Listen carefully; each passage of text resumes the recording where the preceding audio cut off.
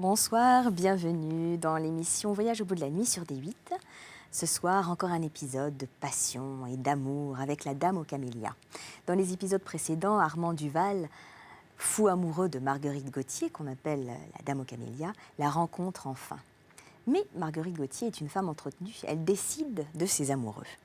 Et voilà la suite de l'épisode où elle vient méchamment de mettre un de ses amoureux dehors. « Enfin !» s'écria Marguerite en reparaissant. « Le voilà parti. Ce garçon-là me porte horriblement sur les nerfs. »« Ma chère enfant, dit Prudence, vous êtes vraiment trop méchante. Vous êtes vraiment trop méchante avec lui. Lui qui est si bon et si prévenant pour vous. Voilà encore, sur votre cheminée, une montre qu'il vous a donnée et qui lui a coûté au moins 1000 écus. J'en suis sûre. » Et Madame Duvernoy, qui s'était approchée de la cheminée, jouait avec le bijou dont elle parlait et jetait dessus des regards de convoitise. « Ma chère, dit Marguerite en s'asseyant à son piano, quand je pèse d'un côté ce qu'il me donne et de l'autre ce qu'il me dit, je trouve que je lui passe ses visites bon marché. Ce pauvre garçon est amoureux de vous. S'il fallait que j'écoutasse tous ceux qui sont amoureux de moi, je n'aurais seulement pas le temps de dîner. » Et elle fait courir ses doigts sur le piano. Après quoi, se retournant, elle nous dit « Voulez-vous prendre quelque chose? Moi, je boirais bien un peu de punch. » « Et moi, je mangerais bien un peu de poulet, dit Prudence. Si nous soupions. »« C'est cela. Allons souper, dit Gaston. »« Nous allons souper ici. » Elle sonna. Nanine parut. « On va chercher à souper. »« Que faut-il prendre? »« Ce que tu voudras, mais tout de suite, tout de suite. » Nanine sortit. « C'est cela, dit Marguerite en sautant comme une enfant. Nous allons souper. Ah, que cet imbécile de comte est ennuyeux. » Plus je voyais cette femme, plus elle m'enchantait. Elle était belle à ravir. Sa maigreur même était une grâce. J'étais en contemplation. Ce qui se passait en moi, j'aurais peine à l'expliquer. J'étais plein d'indulgence pour sa vie, plein d'admiration pour sa beauté. Cette preuve de désintéressement qu'elle donnait en n'acceptant pas un homme jeune, élégant et riche, tout prêt à se ruiner pour elle, excusait à mes yeux toutes ses fautes passées. Il y avait dans cette femme quelque chose comme de la candeur. On voyait qu'elle en était encore à la virginité du vice. Sa marche assurée, sa taille souple, ses narines roses et ouvertes, ses grands yeux légèrement cerclés de bleu, dénotaient une de ces natures ardentes, qui répandent autour d'elle un parfum de volupté comme ces flacons d'Orient, qui, si bien fermés qu'ils soient, laissent échapper le parfum de la liqueur qu'ils renferment. Enfin, soit nature, soit conséquence de son état maladif, il passait de temps en temps dans les glaces, comme ces yeux de cette femme, des éclairs de désir dont l'expansion eût été une révélation du ciel pour celui qu'elle eût aimé. Mais ceux qui avaient aimé Marguerite ne se comptaient plus, et ceux qu'elle avait aimés ne se comptaient pas encore. Bref, on reconnaissait dans cette fille la Vierge qu'un rien avait faite courtisane, et la courtisane dont un rien eût fait la Vierge la plus amoureuse et la plus pure. Il y avait encore chez Marguerite de la fierté et de l'indépendance, deux sentiments qui blessés sont capables de faire ce que fait la pudeur. Je ne disais rien. Mon âme semblait être passée toute dans mon cœur, et mon cœur dans mes yeux. « Ainsi, reprit-elle tout à coup, c'est vous qui veniez savoir de mes nouvelles quand j'étais malade ? » « Oui. »« Savez-vous que c'est très beau, cela ? Et que puis-je faire pour vous remercier ? » ?»« Me permettre de venir de temps en temps vous voir ? » ?»« Ah, tant que vous voudrez, de 5h à 6h, de 11h à minuit. Dites donc, Gaston, jouez-moi à l'invitation à la valse. »« Pourquoi ? » ?»« Pour me faire plaisir d'abord, et ensuite parce que je ne puis pas arriver à la jouer seule. »« Mais qu'est-ce qui vous embarrasse donc ? » ?»« La troisième partie, le passage en dièse. » Gaston se leva, se mit au piano et commença cette merveilleuse mélodie de Weber, dont la musique était ouverte sur le pupitre. Marguerite, une main appuyée sur le piano, regardait le cahier, suivait des yeux chaque note qu'elle accompagnait, tout bas de la voix, et quand Gaston en arriva au passage qu'elle lui avait indiqué, elle chantonna en faisant aller ses doigts sur le dos du piano. « Ré, mi, ré, do, ré, fa, mi, ré, voilà ce que je ne puis faire. Recommencez !» Gaston recommença. Après quoi Marguerite lui dit Maintenant, laissez-moi essayer. Elle prit sa place et joua à son tour. Mais ses doigts rebelles se trompaient toujours sur l'une des notes que nous venons de dire. « Mais c'est incroyable, dit-elle avec une véritable intonation d'enfant, que je ne puisse pas arriver à jouer ce passage.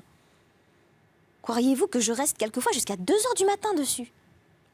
Et quand je pense que cet imbécile de conte le joue sans musique et admirablement, c'est ça qui me rend furieuse contre lui, je crois. » Et elle recommença, toujours avec les mêmes résultats. « Que le diable emporte Weber, la musique et les pianos, dit-elle en jetant le cahier à l'autre bout de la chambre. Comprend-on que je ne puisse pas faire 8 dièses de suite? Et elle se croisait les bras en nous regardant et en frappant du pied. Le sang lui monta aux joues et une toux, légère, entr'ouvrit ses lèvres. « Voyons, voyons, dit Prudence qui avait ôté son chapeau et qui lissait ses bandeaux devant la glace. Vous allez encore vous mettre en colère et vous faire mal. Allons souper, ça vaudra mieux. Moi, je meurs de faim. » Marguerite sonna de nouveau. Puis elle se remit au piano et commença à demi-voix une chanson libertine, dans l'accompagnement de laquelle elle ne s'embrouilla point. Gaston savait cette chanson, et ils en firent une espèce de duo. « Ne chantez donc pas ces saletés-là, dis-je familièrement à Marguerite, et avec un ton de prière. « Oh, comme vous êtes chaste, me dit-elle en souriant et en me tendant la main. Ce n'est pas pour moi, c'est pour vous. » Marguerite fit un geste qui voulait dire « Oh, il y a longtemps que j'en ai fini, moi, avec la chasteté. » En ce moment, Nanine parut. « Le souper est-il prêt ?»« Oui, madame, dans un instant. »« À propos, me dit Prudence, vous n'avez pas vu l'appartement. Venez, je vous le montre. » Vous le savez, le salon était une merveille. Marguerite nous accompagna un peu, puis elle appela Gaston et passa avec lui dans la salle à manger pour voir si le souper était prêt. « Tiens, dit tout haut Prudence en regardant sur une étagère et en y prenant une figure de Saxe. Je ne vous connaissais pas ce petit bonhomme-là. »« Lequel ? » ?»« Un petit berger qui tient une cage avec un oiseau. »« Mais prenez-le s'il vous fait plaisir. »« Ah, mais je crains de vous en priver. Je voulais vous le donner. Je voulais le donner à ma femme de chambre, je le trouve hideux. Et puisqu'il vous plaît, ben prenez-le. » Prudence ne vit que le cadeau et non la manière dont il était fait. Elle mit son bonhomme de côté et m'emmena dans le cabinet de toilette où, me montrant 2 miniatures qui se faisaient pendant, elle me dit « Voilà le comte de G, qui a été très amoureux de Marguerite. C'est lui qui l'a lancé. Le connaissez-vous ? » ?»« Non. »« Et celui-ci ?» demandai-je en montrant l'autre miniature. « Oh, c'est le petit vicomte de L. Il a été forcé de partir. »« Pourquoi ? » ?»« Parce qu'il était à peu près ruiné. Oh, voilà un qui aimait Marguerite. » Et elle l'aimait beaucoup, sans doute. « Oh, mais c'est une si drôle fille, on ne sait jamais à quoi s'en tenir. Le soir du jour où il est parti, elle était au spectacle comme d'habitude, et cependant, elle avait pleuré au moment du départ. » En ce moment, Nanine parut, nous annonçant que le souper était servi. Quand nous entrâmes dans la salle à manger, Marguerite était appuyée contre le mur, et Gaston, lui tenant les mains, lui parlait tout bas. « Vous êtes fou, lui répondit Marguerite. Vous savez bien que je ne veux pas de vous. Ce n'est pas au bout de 2 ans que l'on connaît une femme comme moi qu'on lui demande à être son amant. Nous autres, nous nous donnons tout de suite ou jamais. Allons, messieurs, à table. » Et s'échappant des mains de Gaston, Marguerite le fit asseoir à sa droite, moi à sa gauche, puis elle dit à Nanine « Avant de t'asseoir, recommande à la cuisine que l'on n'ouvre pas si l'on vient sonner. » Cette recommandation était faite à 1 heure du matin. On rit, on but, et l'on mangea beaucoup à ce souper. Au bout de quelques instants, la gaieté était descendue aux dernières limites. Et ces mots qu'un certain monde trouve plaisants et qui salissent toujours la bouche, qui les dit éclataient de temps en temps, aux grandes acclamations de Nanine, de Prudence et de Marguerite. Gaston s'amusait franchement. C'était un garçon plein de cœur, mais dont l'esprit avait été un peu faussé par les premières habitudes. Un moment, j'avais voulu m'étourdir, faire mon cœur et ma pensée indifférent au spectacle que j'avais sous les yeux, et prendre ma part de gaieté qui semblait un des mets du repas. Mais peu à peu, je m'étais isolée de ce bruit. Mon verre était resté plein et j'étais devenue presque triste, en voyant cette belle créature de 20 ans boire, parler comme un portefaix et rire d'autant plus que ce que l'on disait était plus scandaleux. Cependant, cette gaieté, cette façon de parler et de boire qui me paraissait chez les autres convives les résultats de la débauche, de l'habitude ou de la force, me semblait chez Marguerite un besoin d'oublier, une fièvre, une irritabilité nerveuse. À chaque verre de vin de champagne, ses joues se couvraient d'un rouge fiévreux. Et une toux, légère au commencement du souper, était devenue à la longue assez forte pour la forcer à renverser sa tête sur le dos de sa chaise et à comprimer sa poitrine dans ses mains toutes les fois qu'elle toussait. Je souffrais du mal que devait faire à cette frêle organisation ses excès de tous les jours. Enfin arriva une chose que j'avais prévue et que je redoutais. Vers la fin du souper, Marguerite fut prise d'un accès de toux plus fort que tous ceux qu'elle avait eus depuis que j'étais là. Il me sembla que sa poitrine se déchirait intérieurement. La pauvre fille devint pourpre, ferma les yeux sous la douleur et porta à ses lèvres sa serviette qu'une goutte de sang rougit. Alors elle se leva et courut dans son cabinet de toilette. « Qu'a donc Marguerite ?» demanda Gaston. « Qu'elle a trop ri et qu'elle crache le sang, » fit Prudence. « Oh, ce ne sera rien, ça lui arrive tous les jours, elle va revenir. Laissons-la seule, elle aime mieux cela. » Quant à moi, je ne pus y tenir. Et au grand établissement, et au grand ébahissement de Prudence et de Nanine, qui me rappelait, j'allais rejoindre Marguerite.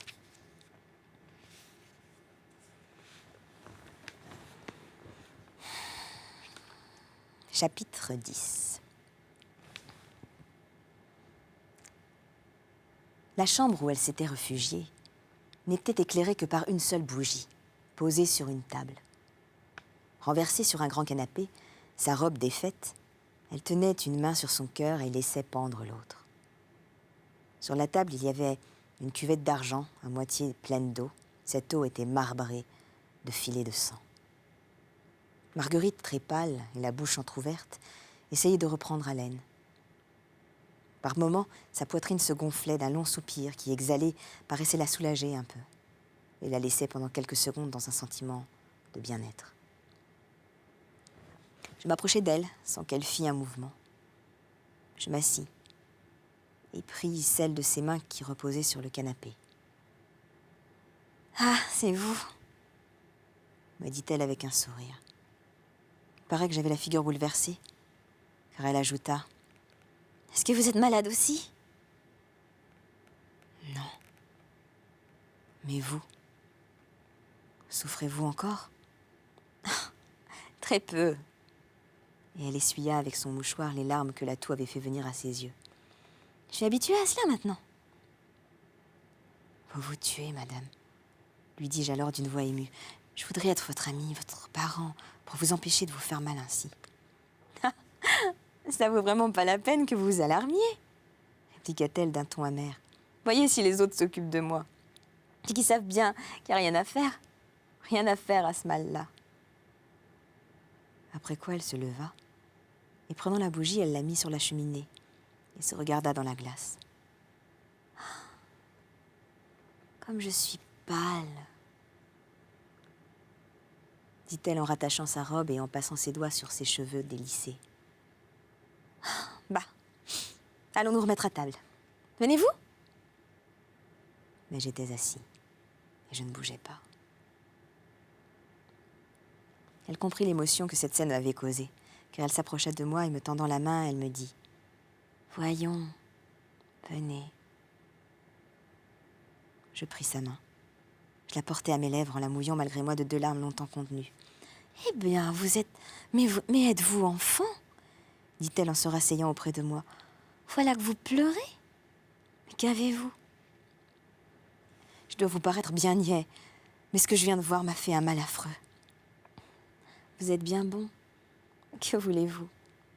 Je ne puis pas dormir. Il faut bien que je me distrais, un peu. Et puis les filles comme moi, une de plus ou de moins, qu'est-ce que ça fait ? Les médecins me disent que le sang que je crache vient des bronches. J'ai l'air de les croire, c'est tout ce que je puis faire pour eux. Écoutez, Marguerite, dis-je alors avec une expansion que je ne pus retenir. Je ne sais pas l'influence que vous devez prendre sur ma vie, mais ce que je sais, c'est qu'à l'heure où il est, c'est qu'à l'heure qu'il est, il n'y a personne, pas même ma sœur à qui je m'intéresse comme à vous. C'est ainsi depuis que je vous ai vu. Eh bien, au nom du ciel, soignez-vous et ne vivez plus comme vous le faites. Si je me soignais, je mourrais. Ce qui me soutient, c'est la vie fiévreuse que je mène. Puis se soigner, c'est bon pour les femmes du monde, qui ont une famille, des amis. Mais nous, dès que nous ne pouvons plus servir à la vanité ou au plaisir de nos amants, ils nous abandonnent. Et les longues soirées succèdent aux longs jours. Je le sais bien, allez. J'ai été 2 mois dans mon lit. Au bout de 3 semaines, personne ne venait plus me voir. Il est vrai que je ne vous suis rien, repris-je. Mais si vous le vouliez, je vous soignerais. Je vous soignerais comme un frère. Je ne vous quitterai pas. Je vous guérirai. Alors quand vous en auriez la force, vous reprendriez la vie que vous menez. Si bon vous semblait, mais j'en suis sûre, vous aimeriez mieux une existence tranquille qui vous ferait plus heureuse et vous garderait jolie. Vous pensez comme cela ce soir, parce que vous avez le vin triste. Mais vous n'auriez pas la patience dont vous vous vantez. Permettez-moi de vous dire, Marguerite, que vous avez été malade pendant 2 mois. Et que pendant 2 mois, je suis venue tous les jours savoir de vos nouvelles. C'est vrai. Mais pourquoi ne montiez-vous pas? Parce que je ne vous connaissais pas, alors. Mais est-ce qu'on se gêne avec une fille comme moi? On se gêne toujours avec une femme. C'est mon avis, du moins. Ainsi, vous me soigneriez? Oui. Vous resteriez tous les jours auprès de moi? Oui. Et même toutes les nuits?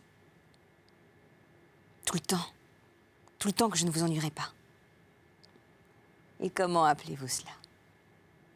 Du dévouement. Et d'où vous vient ce dévouement? D'une sympathie irrésistible que j'ai pour vous. Ainsi, vous êtes amoureux de moi. Dites-le tout de suite. C'est bien plus simple. C'est possible. Mais si je dois vous le dire aujourd'hui, si je dois vous le dire un jour, ce n'est pas aujourd'hui. C'est possible. Vous feriez mieux de ne le dire jamais. Pourquoi? Parce qu'il ne peut résulter que 2 choses de cet aveu. Lesquelles? Ou que je ne vous accepte pas, alors vous m'en voudrez. Ou que je vous accepte, alors vous aurez une triste maîtresse. Une femme nerveuse, malade, triste, ou gaie, d'une gaieté plus triste que le chagrin. Une femme qui crache le sang et qui dépense 100 000 francs par an. C'est bon pour un vieux Richard comme le duc, mais c'est bien ennuyeux pour un jeune homme comme vous. Et la preuve, c'est que tous les jeunes amants que j'ai eus m'ont bien vite quitté. Je ne répondais rien, j'écoutais. Cette franchise que tenait presque de la confession, cette vie douloureuse que j'entrevoyais sous le voile doré qui la couvrait, et dont la pauvre fille fuyait la réalité dans la débauche, l'ivresse et l'insomnie, tout cela m'impressionnait tellement que je ne trouvais pas une seule parole. Allons, continua Marguerite, disons là des enfantillages. Donnez-moi la main et rentrons dans la salle à manger. On ne doit pas savoir ce que notre absence veut dire. Rentrez si bon vous semble. Mais je vous demande la permission de rester ici. Pourquoi? Parce que votre gaieté me fait trop de mal. Eh bien, je serai triste. Tenez, Marguerite, laissez-moi vous dire une chose que l'on vous a dite souvent, sans doute, et à laquelle l'habitude de l'entendre vous empêchera peut-être d'ajouter foi, mais qui n'en est pas moins réelle, et que je ne vous répéterai jamais. C'est, dit-elle avec le sourire que prennent les jeunes mères pour écouter une folie de leur enfant. C'est que depuis que je vous ai vu, je ne sais comment ni pourquoi, vous avez pris une place dans ma vie. C'est que j'ai eu beau chasser votre image de ma pensée, elle y est toujours. Elle y est toujours revenue. C'est qu'aujourd'hui, quand je vous ai rencontré après être resté 2 ans sans vous voir, vous avez pris sur mon cœur et mon esprit un ascendant plus grand encore. C'est qu'enfin maintenant que vous m'avez reçu, que je vous connais, que je sais tout ce qu'il y a d'étrange en vous. Vous m'êtes devenu indispensable. Et que je deviendrai fou. Non pas seulement si vous ne m'aimez pas, mais si vous ne me laissez pas vous aimer. Mais malheureux que vous êtes, je vous dirai ce que dirait Madame D. Vous êtes donc bien riche. Mais vous ne savez donc pas que je dépense 6 ou 7 000 francs par mois et que cette dépense est devenue nécessaire à ma vie? Mais vous ne savez donc pas, mon pauvre ami, que je vous ruinerais en un rien de temps? Et que votre famille vous ferait interdire pour vous apprendre à vivre avec une créature comme moi? Aimez-moi bien, comme un bon ami, mais pas autrement. Venez me voir, nous rirons, nous causerons. Mais ne vous exagérez pas ce que je vaux, car je ne vaux pas grand-chose. Vous avez un bon cœur. Vous avez besoin d'être aimé. Vous êtes trop jeune et trop sensible pour vivre dans notre monde. Prenez une femme mariée. Vous voyez que je suis une bonne fille et que je vous parle franchement. Ah ça, mais que diable faites-vous là? Cria Prudence, que nous n'avions pas entendu venir et qui apparaissait sur le seuil de la chambre avec ses cheveux à moitié défaits et sa robe entr'ouverte. Je reconnaissais dans ce désordre la main de Gaston. Nous parlons raison, dit Marguerite. Laissez-nous un peu, nous vous rejoindrons tout à l'heure. Bien, bien, causez mes enfants, dit Prudence en s'en allant et en fermant la porte comme pour ajouter encore au ton dont elle avait prononcé ces dernières paroles. Ainsi c'est convenu, reprit Marguerite, quand nous fûmes seuls. Vous ne m'aimerez plus. Je partirai. C'est à ce point-là? J'étais trop avancée pour reculer. Et d'ailleurs, cette fille me bouleversait. Ce mélange de gaieté, de tristesse, de candeur, de prostitution, cette maladie même qui devait développer chez elle la sensibilité des impressions, comme l'irritabilité des nerfs, tout me faisait comprendre que si, dès la première fois, je ne prenais pas d'empire sur cette nature oublieuse et légère, elle était perdue pour moi. Voyons, c'est donc sérieux ce que vous me dites, dit-elle. Très sérieux. Mais pourquoi ne m'avez-vous pas dit cela plus tôt? Quand vous l'aurais-je dit? Le lendemain du jour où vous m'avez été présenté à l'Opéra Comique. Je crois que vous m'auriez fort mal reçu si j'étais venue vous voir. Pourquoi? Parce que j'avais été stupide la veille. Ça, c'est vrai. Mais cependant, vous m'aimiez déjà à cette époque. Oui. Ce qui ne nous a pas empêché d'aller vous coucher et de dormir bien tranquillement après le spectacle. Nous savons ce que sont ces grands amours-là. Eh bien, c'est ce qui vous trompe. Savez-vous ce que j'ai fait le soir de l'Opéra Comique? Non? Je vous ai attendu à la porte du café anglais. J'ai suivi la voiture qui vous a emmené, vous et vos 3 amis. Et quand je vous ai vu descendre seul et rentrer seul chez vous, j'ai été bien heureux. Marguerite se mit à rire. De quoi riez-vous? De rien. Dites-le-moi. Je vous en supplie. Je vais croire que vous vous moquez encore de moi. Vous ne vous fâcherez pas? De quel droit je me fâcherais? Eh bien, il y avait une bonne raison pour que je rentrasse seule. Laquelle? On m'attendait ici. Elle lui donnait un coup de couteau qu'elle n'eût pas fait plus de mal. Je me levai et lui tendant la main. Adieu, lui dis-je. Je savais bien que vous vous fâcheriez, dit-elle. Ah, les hommes ont la rage de vouloir apprendre ce qui doit leur faire de la peine.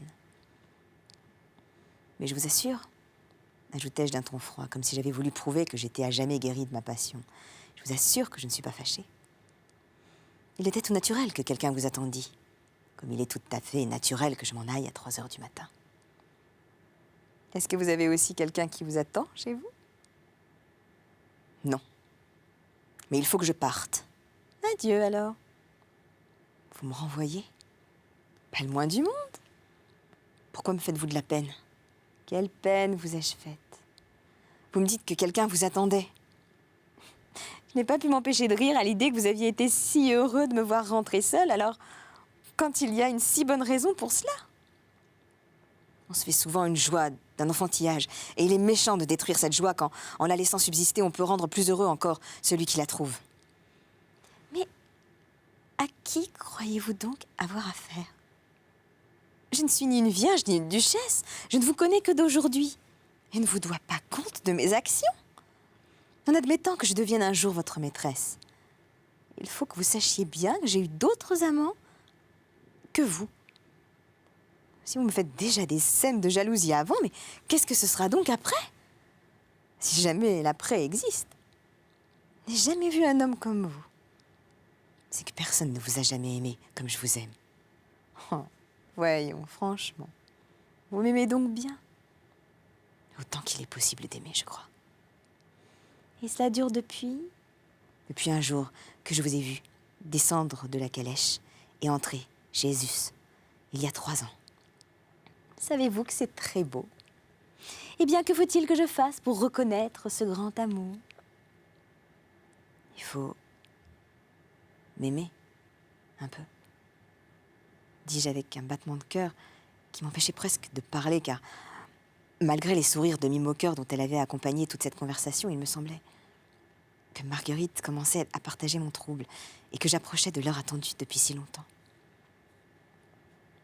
Eh bien, et le duc? Quel duc? Mon vieux jaloux. Il n'en saura rien.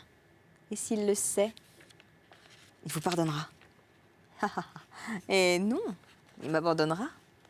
Et qu'est-ce que je deviendrai? Vous risquez bien cet abandon pour un homme, pour un autre. Comment le savez-vous? Par la recommandation que vous avez faite de ne laisser entrer personne cette nuit.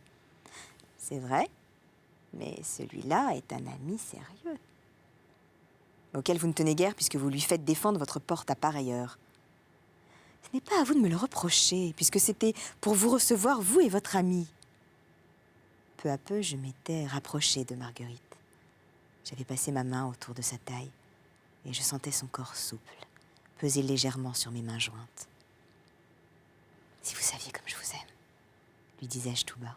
« Bien vrai, je vous jure. » Eh bien, si vous me promettez de faire toutes mes volontés sans dire un mot, sans me faire une observation, sans me questionner, je vous aimerai, peut-être, tout ce que vous voudrez. Mais je vous en préviens, je veux être libre, libre de faire ce que bon me semblera, sans vous donner le moindre détail sur ma vie. Il y a longtemps que je cherche un amant jeune, sans volonté, amoureux sans défiance, aimé sans droit. Je n'ai jamais pu en trouver un. Les hommes, au lieu d'être satisfaits qu'on leur accorde longtemps ce qu'ils eussent à peine espéré obtenir une fois, demandent à leur maîtresse compte du présent, du passé et de l'avenir même. À mesure qu'ils s'habituent à elle, ils veulent la dominer. Et ils deviennent d'autant plus exigeants qu'on leur donne tout ce qu'ils veulent. Si je me décide à prendre un nouvel amant maintenant, je veux qu'il ait 3 qualités bien rares. Qu'il soit confiant, soumis et discret. Eh bien, je serai tout ce que vous voudrez. Nous verrons. Et quand verrons-nous? Plus tard. Pourquoi? Parce que, dit Marguerite en se dégageant de mes bras et en prenant dans un gros bouquet de camélias rouges apporté le matin, un camélia qu'elle passa à ma boutonnière. Parce qu'on ne peut pas toujours exécuter les traités le jour où on les signe. C'est facile à comprendre. Et quand vous reverrai-je, dis-je en la pressant dans mes bras, quand ce camélia changera de couleur. Et quand changera-t-il de couleur? Demain, de 11h à minuit. Êtes-vous content? Vous me le demandez? Pas un mot de tout cela, ni à votre ami, ni à Prudence, ni à qui que ce soit. Je vous le promets. Maintenant, embrassez-moi et rentrons dans la salle à manger. Elle me tendit ses lèvres, lissa de nouveau ses cheveux, et nous sortîmes de cette chambre, elle en chantant, moi, à moitié fou. Dans le salon, elle me dit tout bas en s'arrêtant. Cela doit vous paraître étrange que j'ai l'air d'être prête à vous accepter ainsi tout de suite. Savez-vous d'où cela vient? Cela vient, continua-t-elle en prenant ma main et en la posant contre son cœur dont je sentis les palpitations violentes et répétées. Cela vient de ce que devant vivre moins longtemps que les autres, je me suis promis de vivre plus vite. Ne me parlez plus de la sorte, je vous en supplie. Ah, consolez-vous, continua-t-elle en riant. Si peu de temps que j'ai à vivre, je vivrai plus longtemps que vous ne m'aimerez. Et elle entra, en chantant, dans la salle à manger. Où est Nanine? dit-elle en voyant Gaston et Prudence seuls. Elle dort dans votre chambre en attendant que vous vous couchiez, répondit Prudence. La malheureuse, je la tue. Allons, messieurs, retirez-vous, il est temps. 10 minutes après, Gaston et moi nous sortions. Marguerite me serrait la main en me disant adieu et restait avec Prudence.